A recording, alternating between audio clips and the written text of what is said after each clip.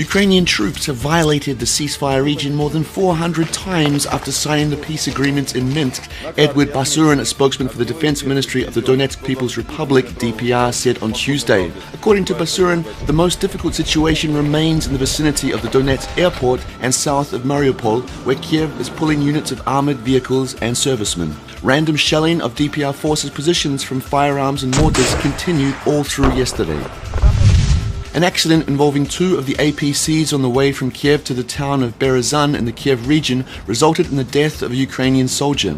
Two APCs connected by a rigid tow hitch jackknifed, sending the leading vehicle to the left and the towed APC to the right, where it flipped and fell into a ditch. The driver of the leading APC, who reports say lost control of his vehicle, was killed. The purchase of a group of antiquated AT-105 Saxon armored personnel carriers from the United Kingdom was hailed by Ukrainian leadership as a major boost to the country's military. But even British military equipment can't protect pro-Kiev soldiers from their tactical genius.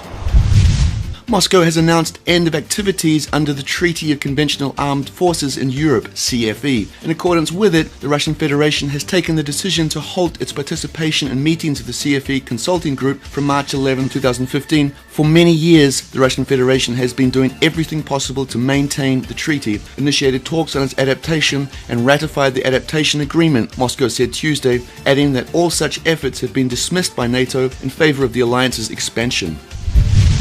Following the Duma, or Russian parliament, President Vladimir Putin has signed the ratification of a law that sanctions Russian participation in the $100 billion BRICS Bank on Monday. The BRICS Bank, Putin has said, will become one of the largest multilateral financial development institutions in the world. The BRICS Bank, launched last year, will fund infrastructure projects in Brazil, Russia, India, China, and South Africa, and challenge the dominance of the Western-led World Bank and IMF. The end of activities under the Treaty on CFE and the participation in BRICS Bank are only a few of the many marks of US's unipolar world disintegration. Washington has ignored international rules and cheated in the game for far too long, so some of the players have just reshuffled the cards.